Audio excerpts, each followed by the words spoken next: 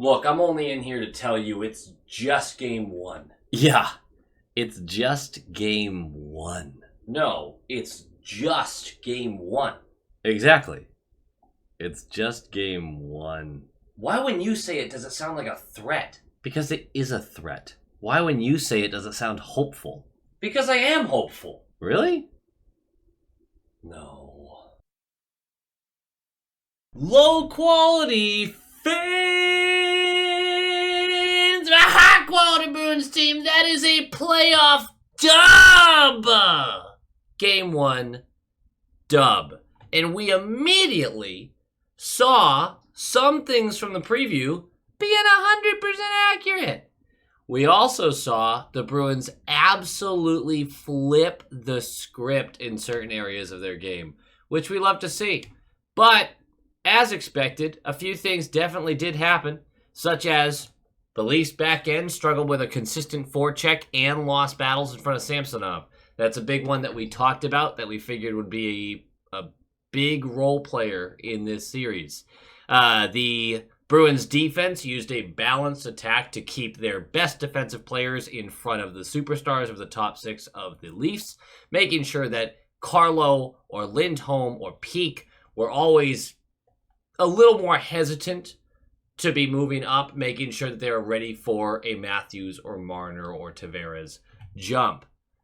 Meanwhile, with that balanced attack, it left McAvoy and Grizz and Shattenkirk and the little sprinkle of a Carlo goal to do their thing and to pinch more recklessly at times, but for the most part, I thought that they were very responsible. We didn't shut down the Leafs offense, I don't think. I think Swayman did. I don't think we eradicated it from the game, but I did think we did a pretty decent job for large stretches of it. And then there were moments where they had a bunch of scoring chances all at once that Swayman took care of. Either way, the game could have looked differently if Swayman hadn't played as well as he did, but Swayman's part of the team. That's the point. Another thing that actually went very much as expected, the top six lost their matchups for the most part. Not in the goal-scoring category, which is the one that matters, but if you're looking at shot creation, time with the puck, pushing the puck up through the ice, our top six didn't perform as well as their top six in those regards. That being said, bend, don't break. It's exactly what we talked about. Sure, they're going to get in the zone. They're going to control the puck. But we were structured enough and responsible enough that we broke it out. And the counterattack was, at times, deadly. Very, very good. We got some really strong looks. Obviously, I'm just kind of rattling through some stuff right now because I'm freaking excited. An excellent start to the series. It's just game one. It's just game one. But if we had lost this game, you'd feel a heck of a lot worse. Right? Just take the win and be happy with it. Leafs fans can have solace in the fact that they got blown out game one of the series against Tampa last year and came back to win. So they're all huffing that copium. And we are saying, hey, we won the first one. Why can't we win 3 more? So we'll huff that copium. Woo! The Bruins fans feel better right now. That's for damn sure. You can probably compare this video to whatever Dangle puts out. And one of us will seem happier than the other. No spoilies. I'll let you figure it out. For the Leafs, I'm not going to do a full breakdown like I usually would because I just did a preview that came out earlier today that has a lot more information. But what I didn't know is that Nylander was going to miss this one. And he did. And McCann missed this one. That's 2 guys who they would really prefer to have in the lineup. Does that make a difference for this game? Absolutely. Am I suddenly going to say, oh, the Bruins are screwed when they come back? No. Does it get scary when they come back? Yeah, probably. Probably does. Samsonov gets the start for them. I do not know if he will start game 2. For us, Marchand, Coyle, DeBrusk, Heinen, Zacha, Pastrnak. Top 6 stays the same as it did at the end of the season. Lauko, Geeky, Freddie, Beecher, Boquist, Maroon, and then Lindholm, Mack, Grizz, Carlo, Shatty, Peak. And then Swayman in net. Grizz, Carlo, and Lindholm, Mack did not last long. They ended up switching back to Lindholm, Carlo, and Grizz, McAvoy. I think that was the right call. Swayman getting the start. That was not what I predicted because I thought Olmark's last 2 months had been far better. But, as we've talked about, Swayman's been much better against the Leafs this year. Not that Olmark's been all that bad, but Swayman's been excellent against them. So they're going to start with Swayman. And that turns out to be the right call, to the point where you go, wait, how are we supposed to move away from him from game 2? Well, we'll talk about that. The other thing is, there was a lot of turmoil, angst, anger, frustration, other synonym for that, about the last 2 games of the regular season and how the Bruins basically phoned him in. And a lot of people were worried about those habits carrying over to game 1. Don't you feel silly now? Don't you sit there and go, Loqual, I should have listened to you. You were right. Those 2 games really didn't have an effect on the Bruins in game 1. Thank you. I appreciate you pointing that out. And if you knew the whole time, good on you. And if you still disagree with me on that, I don't know why. But let's talk about this game, shall we? Puck drop! Oh, wait. Before the puck even drops, we're about to drop it, but we cut it off because Domi and Marchand are already spearing each other. They're already aggressive. The first period would have 48 hits in it, tying the NHL season high for this season in one period. That happened on March 7th between the Bruins and the Leafs once again. These teams don't like each other. But puck drops! Like, comment, subscribe. Nailed it. 2:26 in. Swayman has been busy early. He's already up to 4 saves, but he's been dominating. And these were not easy saves. And the Bruins look like they're going to continue to be pinned in again because the Leafs started hot. But, as it always does, somebody that is probably not a superstar gets the game started by either doing something dumb or doing something great. And this time, it was both. Because Reeves, on the Leafs, and Edmondson combined for a hit that both of them had to pinch down the wall for. Reeves had a chance to catch up and cover for Edmondson as he pinched, but he decided to lay a hit into Maroon, who went, sure, that's literally my job, is to take the hit to make the play. And boy, does he. He forces the puck out of the zone to Boquist, who now gets a free 2-on-1 against Liljegren with Beecher on his left. So there's the dumb play. Reeves, role player, dumb play. Opens up a 2-on-1 for us less than 3 minutes in. Boquist with his speed down the right wall. Liljegren's going to sell out flat on the stomach. And as soon as he does, Boquist with a nice little lift. Liljegren gets a piece. Not enough. But the puck gets over to Beecher, who's going to wrong foot Samsonov as he's coming across. Beecher's going to go back the other way and fling this low glove side. And it's in. It's 1-0. Beecher, the known black hole on offense, who I rag on all the time for it, makes me look silly. Makes Steve Dangle look like a genius because Dangle predicted Beecher would score because Dangle had never heard of Beecher before. So there's the role player doing the great thing. See, it's a fun combination. Whee! 5:22 in. Benoit is going to go for hooking. We're going to the power play. No dice in the power play when it's in the zone. Looks okay. Struggling to actually get in the zone, though. 8:11 left. Maroon puts Liljegren into the Bruins bench with a hit. I have no reason to really bring that up other than the fact that it was awesome. He just poof, right into the bench. And Lauko went to go jab him, like kind of hit him a little bit. And Coyle and Freddie both grabbed Lauko and sit the fuck down. Don't do that. That's a penalty. Don't do it. So we move on. 4:32 left. Bertuzzi goes for high sticking in the offensive zone too. Silly man. We're going to go to the power plays. No dice, but the power play does look good. Improvements. 2:01 left. Samsonov with a desperate save, kicking out the right leg on a cross-crease chance. And then he has to use his left leg to then keep it out with bodies on top of him. It's crazy that this doesn't go in, but the reason I'm pointing it out is Carlo, along with other bodies, are all buried on top of this guy. And I thought he was injured. And I think there might be something nagging him on that side because he got up real slow, didn't look comfortable, and it's not like the rest of the game went swimmingly for him. So he did play the rest of it. I got to think if he was really bothered, they would have taken him out, but that is something to watch going forward. 11 seconds left. McAvoy and Domi are going to get into it. Little cross-checking, getting each other's faces. Domi elbows McAvoy in the back of the head. You know, the good old-fashioned stuff. They get saucy, so they're each going to go for 2 minutes. Obviously, most of that's going to be the start of the second period. But As the period is expiring, we leave Marner wide open in front of Swayman. We fail a clearance. They get it to him. And Lindholm blows him up from behind with a cross-check. Is it a brutal play? Is it a brutal cross-check? Anything like that? Did he go down easy? Whatever. Whatever you want to say about it. But I thought it was a good call, genuinely, because it prevented a goal. Very likely prevented a goal, and it was a stick to the back that did it. If he went down soft or not doesn't really matter in that regard, because it was a scoring chance that you took the player down in the motion of a cross-check. I don't know why you'd expect that one not to be called.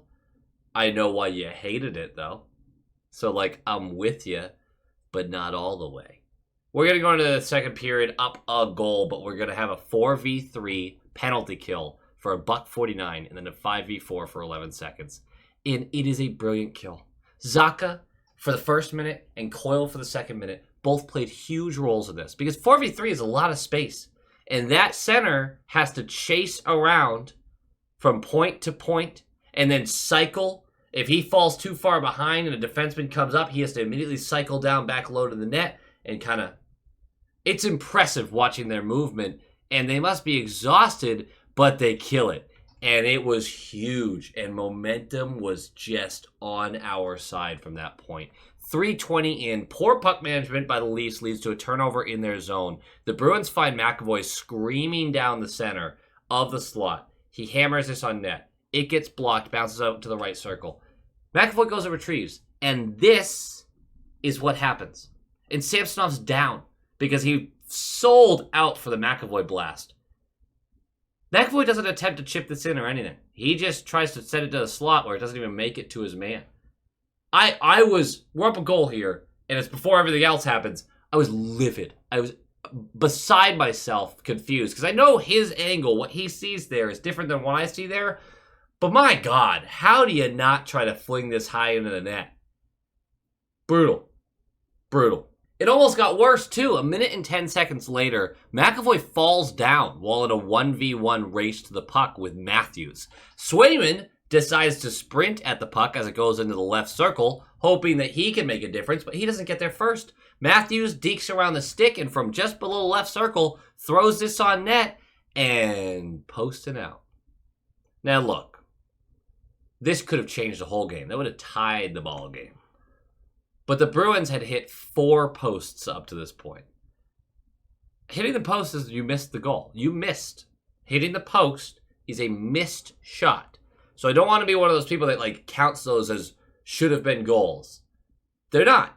You missed, right? But if there's a little bit of karma, we hit 4 posts. Matthews, it sucks.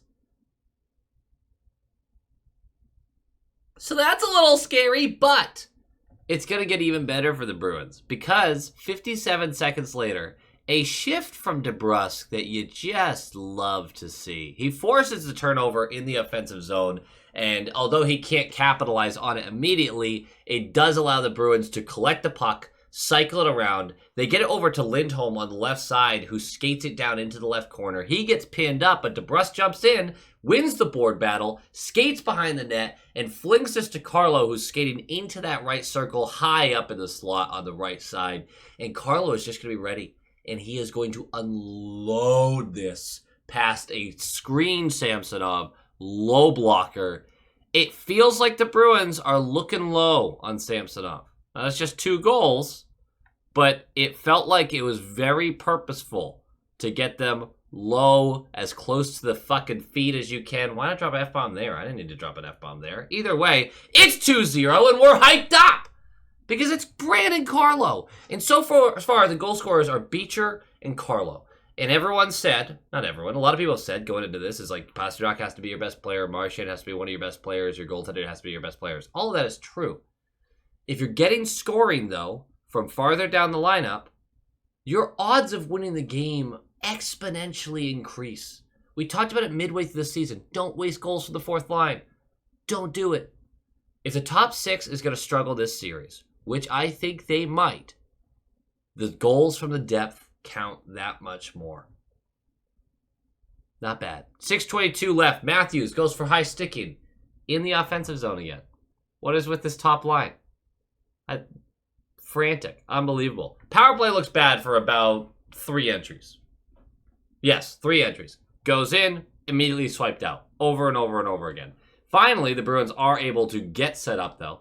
And they rotate the puck to McAvoy on the right side. He slides this down the right circle to Jakey, who's skating up to meet him. So he's skating up. He kind of pivots back to look at the goal. He's in the right circle. And he's going to slowly approach the defender who's just trying to contain. This wasn't a very dangerous moment. But Jakey hates the Leafs. And so he shoots. Because he just feels good about it when he's playing the Leafs. Far post and in, maybe an inch off the ice. Again, they are aiming low on Samsonov. Maybe he doesn't track the pucks down low that well. I don't know. I'm sure they did some scouting on it, but it seemed very intentional that they kept firing low feet on him. Power play goal. And then, 4:22 left, Domi's going to go for slashing right off a face-off. It is blatant. At least fans can be upset at the referee and all they want for this one because the Bruins, the special teams went in the Bruins' favor. But what call are you really pulling back right now? I mean, these were blatant calls. We're going to go to the power play.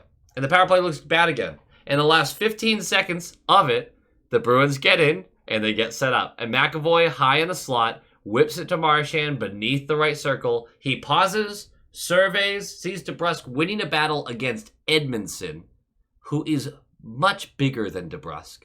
But he's inside ice. That pass is there. Samsonov gets most of it with the pad. Not enough of it. DeBrusk chips it over, and that's a goal. It's 4-0 power play goal. DeBrusk has a 3-point night. 2 goals, both of the power play, and an assist. We've talked about it. If DeBrusk gets hot, this whole series gets a lot harder for the Leafs to win. 1:54 left. Coyle goes for interference. We're going to the penalty kill. As the period is dwindling down, a 2-on-2 shorthanded rush. DeBrusk gets inside his man and rips it far post and out. Tough. This close to hats, man. This close. 4-0 going into the third. I say the same thing to myself every time. It could be a 4-goal lead, a 3-goal lead, any multi-goal lead. Get through the first 5 minutes of the period. Right? Make it look, get them more desperate. Right? The first 5 minutes of the period, they're still going to play their structured game, maybe more attack-focused. But they're not selling out for attack like they would later in the period. Make it through the first 5 minutes. The Bruins don't. 1:39 in, the Bruins finally break. And it's been a onslaught to start the third period. And it being so early, you've just given all that life back to them. It's a bad turnover in the neutral zone. It allows Tavares to walk in and slam one on Swayman. Save is made, but the Leafs are able to set up. Puck gets moved to the left point where Reeves just lets it rip, which is not really something you're afraid of. But the puck gets knocked down about halfway there. Dewar makes a nifty pass. He's got men all over him. He's going to no-look past this into the middle of the slot, behind the back, and there is Kampf, who Swayman doesn't track this on time. I'm hardly blaming Sway. He has a wide-open glove side to shoot at, and he does, and it's 4-1. 1:39 into the third period. Now, look, you don't have to lose your mind. It's still a 3-goal lead. But you didn't feel great about allowing it so early. And the Bruins look dead in the water. Because for the next 5 minutes, almost, the Leafs are all over them. We can't exit the zone. We keep getting pinned in. Shots galore. Swayman's making saves. But it's panicked. No one can get a clean swipe at the puck. And you're sitting there going, are we really about to just collapse like this? Because if the whole period goes this way, and it's been 6 minutes almost of this, they're going to catch up. How could they not? Swayman would have to have 80 saves in this one. But we finally managed to get the puck deep into their zone. And Robertson's going to collect it. And here comes Geeky. Robertson has his head down. This looks like a bad hit on first glance, but his arms stay tucked, and he just trucks this kid. I feel for you, Robertson. That is kind of on you, though. Just a little bit. I feel bad saying that, but that's kind of on you. Your head was down. It forces a turnover and starts a minute-long shift where the Bruins are burying the Leafs. Every time the Leafs touch the puck, there's a body going through them. They're not allowing them to get out of the zone. And it is Geeky, it is Frederic, it is Lauko. It's really Geeky and Lauko playing the biggest roles in it. But that one hit had completely... We don't score on this shift either. It ends with Lauko drawing an interference call from McCabe, 6:58 in. But that's a great momentum changer in itself. It all starts with that Geeky hit. Geeky single-handedly shifts the momentum of the entire game. Yes, we're up 3 goals. But we were pinned and pinned for shift after shift after shift. Massive. I cannot downplay how important that was to the team. Great job by Geeky. The power play, not great. 4:48 left. Carlo over the glass, penalty killing time. Tighten those sphincters. And with 30 seconds left of the penalty kill, Samsonov sprints to the bench. It's an empty net. The penalty expires. 2:08 left. Pasta forces a turnover on their blue line. And Frederic is able to swoop in as Pasta is tied up with the defender and bury this. It's 5-1. Good job by Freddie. I thought he deserved it. He was quietly solid. But that's the game. That's game 1. 1-0 series lead. We take those. We take those. This series ain't over, obviously, but that's a good start. Game notes. Forecheck will be the difference for the Bruins if they end up winning this series outside of goaltending. Obviously, Swayman was brilliant. The forecheck was everything for us. The Leafs really struggled to move the puck out of their zone. And if we can keep that going, this becomes a much more winnable series. Swayman, as I mentioned, was brilliant. How do you move off of him for game 2? I know I was saying start Ullmark in game 1. Maybe I'm wishy-washy. I don't know. But after a performance like that, how do you do it? Well, you do it because that's what the plan is to rotate. And I think Monty's sitting there going, great job. Ullmark, you're up. And a pivotal game 3, that's Swayman's. And if Ullmark stinks in game 2, maybe Swayman gets 3 and 4. I don't know. But this is scary, swapping goalies. I don't like it. I get why we're doing it. It is downright frightening. I think they're going to go to Ullmark in game 2. I'm scared. I'm scared. What makes me confident is DeBrusk waking up. I know we talk about this all the time, and he goes on a stretch of a couple games that looks great, and then he doesn't. Then if DeBrusk can end this series with like 11 points, which is a tall order because he only has 3 so far, let's say 8 points. It's a very different game. It's a very different game when DeBrusk is scoring like a top 6 winger. You gotta feel good about that. You know, I said to Knuckle Puck, buddy of mine, Canes fan, that you gotta feel good right now. The Islanders threw what felt like their best shot at you, and you still managed to win the game. Now, do I think we got the Leafs' best shot? Not even close. Not even close. But we get to feel good for a different reason. Because the strengths that we were going to rely on, one of them in particular, was strong as hell. Like, if one of the goalies falters, it gets a lot more nerve-wracking. But when Swayman plays like that, I mean, how could you not be confident? How can you not be confident? When the depth comes through and scores goals, when you know the top 6 is going to spend more time in their own zone because they just don't have that same level of talent, it's massive. It's just so massive for this team. Nylander and McCann coming back make it more difficult. Let's see how it goes. But we get to go into tomorrow and watch a full day of hockey without a care in the world because our team is up 1-0 in the series. We'll care again on Monday. Go Bees. Go Bees! And once again, it's time to give shout-outs to those who are keeping the lights on for this channel. We gotta shout out our top line tier to start. Let's start with Erica Poli, Colin Nolan, Len Krusevich, The Bugman, Brock Nope, Hans Slomo, Coach D, The Atomic Lizard, Bradley Johnson, Aaron Adams, Just Aaron, Darren Woodbury, Brett Arney, Pincent, and Nick Zatrullo. You guys and gals are absolute studs.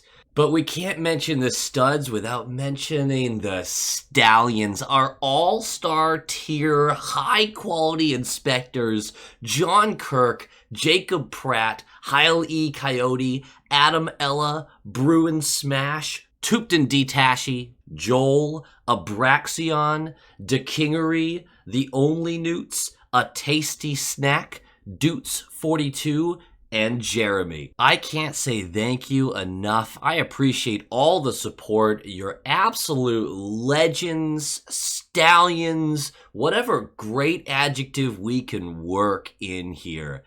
Thank you, everyone, from the depths of my heart, and go Bees!